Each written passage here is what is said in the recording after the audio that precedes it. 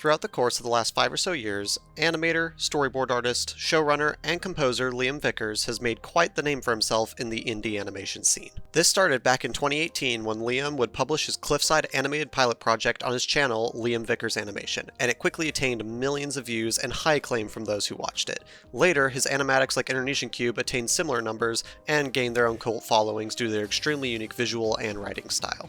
Bonjour. To whom am I speaking? On this end is your lover and forever soulmate. Yeah, good to talk to you too. Pair that with some absolutely banger music and art, and you've got yourself quite the channel to say the least. This attention and notoriety would eventually lead him to collaborating with Glitch Productions on what would become his most popular and praised work to date, that being Murder Drones, which since its inception has attained hundreds of millions of views, as well as paving the way for shows like The Amazing Digital Circus and The Gaslight District, acting as the foundation to what many consider to be the indie animation revolution. Liam and his work have certainly left a little mark on the internet, and to most, this is where Liam's story starts and ends. An animator who struck big on the internet, culminating in a project that would forever change the scene of indie animation. Quite inspiring on its own, but this is really only the latter half of a much bigger and relatively obscure picture. There is an earlier chapter to this story that predates Cliffside or even his entire animation channel. This is the story of how Liam got started as a creator on the internet and the origin of his techniques and style, which are so beloved today. This is the story of Scary Storytime with Liam. Alright, so, what even is Scary Storytime with Liam? Scary Storytime with Liam, more commonly referred to as SSTWL, was a channel dedicated to creepypastas of all things, which by standard definition are brief stories created by the internet for the internet with the intent of disturbing and unsettling readers. Creepypastas are a bit more of a lost art nowadays, with content of the genre peaking around the 2010s only to slowly die out a few years later in favor of more produced content. Some creepypastas still happen to make it big nowadays, with things like the original Backrooms post becoming absolutely enormous, but all in all, traditional creepypasta fell off with the 2010s. Liam was a creepypasta narrator. He would write a scary story, narrate it, accompany it with some spooky music, and then post it to YouTube for people to listen to. This means the vast majority of SSTWL can only be consumed in an audio format, and there's very little animation to be featured on the channel at all. Not only does this make consuming SSTWL content a bit more of a challenge, it also makes editing content about the channel rather frustrating. Now, most of these little short stories, rarely even surpassing 30 minutes, are what give SSTWL its notoriety. Nice little tidbits of horror on their own, don't get me wrong, but still rather insignificant. What really gives SSTWL its identity is the long-form stories. Now these are where it's really at. These were Liam's first ever attempts at making any kind of series. We're talking characters, arcs, and best of all, lore. Lots and lots of lore. There were 4 of these series on SSTWL, with each one acting as an important landmark to the channel. I'll try to keep their descriptions as brief as I can, but no promises. The first series on the channel was called Design, which was originally intended to be an ordinary creepypasta until its story kinda ballooned out and became something much bigger. Design's initial premise is rather simple. A regular human teenager protagonist accidentally falls into a situation where he teams up with a government-crafted weapon of mass destruction and they must learn to work together while on the run. Throw a spooky yandere into the mix and maybe some kind of existential threat to the universe and you got yourself a story. Now, some of you might be thinking, isn't that just the premise to Internation Cube? A human teenager teaming up with a weapon of mass destruction with a spooky yandere in the mix with an existential threat to the universe? And to that I say, yes it is. But on a more serious note, outside of the premise, these series couldn't be more different. But it wouldn't be too out of this world to say that Design was the direct predecessor to Internation Cube. All things Cubed aside, Design was the longest running series on the channel with 2 full seasons and an incomplete third one with 13 released episodes. Being the first and longest series, it is by far the most popular on the channel, and almost acts as the poster child of SSTWL, with its deuteragonist Callie basically being the mascot of the entire channel. Now, about the quality of Design. Don't think this is some kind of underappreciated masterpiece, because it isn't. This series was nothing short of a complete and total mess, but damn if it wasn't fun to listen to. If you thought these were complicated, then you'd better brace for impact, because Design cranks it up to 11. Design wasn't supposed to be some kind of magnum opus of brilliant writing. It was a playground for Liam to mess around, try different styles, and just do whatever seemed cool at the time, I guess. Murder Drones gets talked about a lot for its semi-meta commentary on edgy teenager culture of the 2010s, but Design was actually made in the 2010s, and Liam was definitely quite the edgy writer. If you have little regard for your sanity, or want enough lore to keep you fixated for at least a year, this is definitely the series for you. Next up on the list is Yellow Halogen. Yellow Halogen is a weird one. Even its premise is a bit harder to describe, but I'll do my best. This series is a mystery psychological horror thriller where our default protagonist, through a series of rather dark and unfortunate events, is accused of being the serial killer who's been terrorizing his small town and the nearby city. He must go out of his way to investigate an elusive, semi-paranormal entity that he knows to be the true killer, as well as finding out their incentive. The constant moral dilemmas combined with a main cast of characters who are all simultaneously losing their sanity and an unreliable first-person narrator makes Yellow Halogen quite the trip of a series.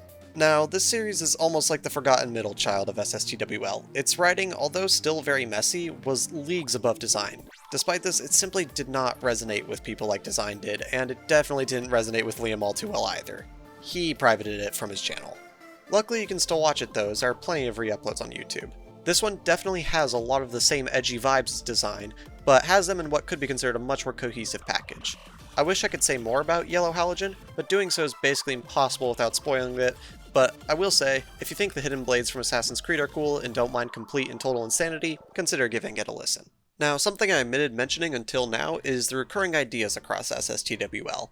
There was a running joke that lasted nearly as long as the channel, the joke being that the protagonist of every single story is named John Matthews. Design protagonist, John Matthews. Yellow Halogen protagonist, John Matthews. Protagonist from just about any of the creepypastas with a named main character, John Matthews.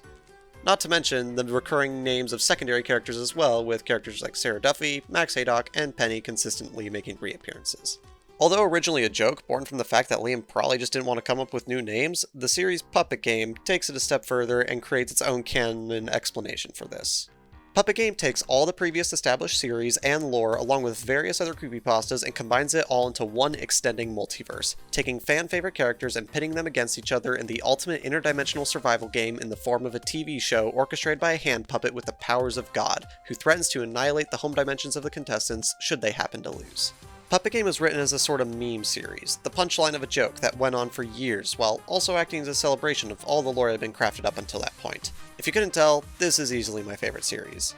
Just like any crossover, if you want to watch it, you have to be familiar with all the material included. Which means, if you want to enjoy the series to the fullest, first you have to listen to Design Seasons 1, 2, and 3, Yellow Halogen, How Do You Know It's Really Me, Mistrust Game, How Do I Sleep, The Mangled, A Cold Love Story, and if you feel so inclined, all of their tie-ins and spin-offs. It's a lot to get through, but it's worth it. If you'd like to listen to this series, don't. Listen to everything else first.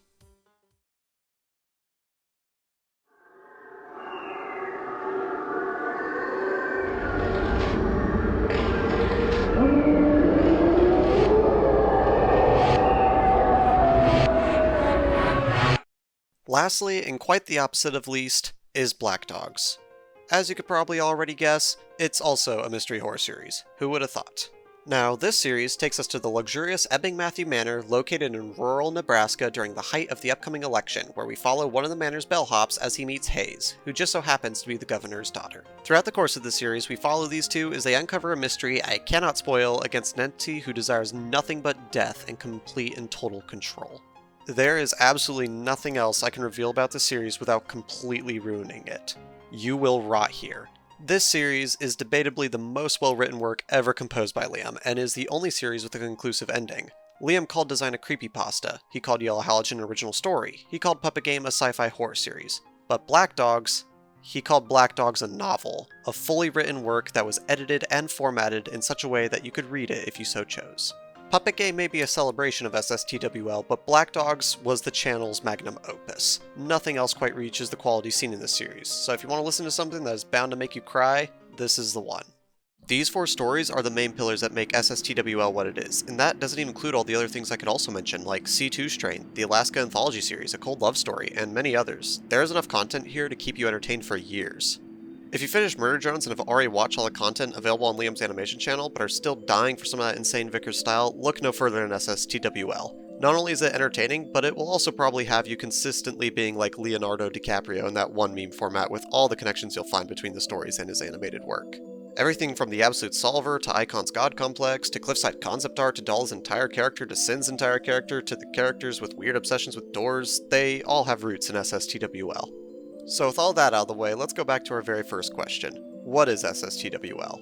SSTWL is a relic of its time, a time capsule documenting the evolution and concretion of Liam Vickers' iconic style. From creepypastas to novels to some absolutely incredible music, the work on display, although mostly relatively amateur, is nothing short of impressive. It's also absurdly edgy and equally as cringe. but I feel like that's what makes it what it is, so, you know.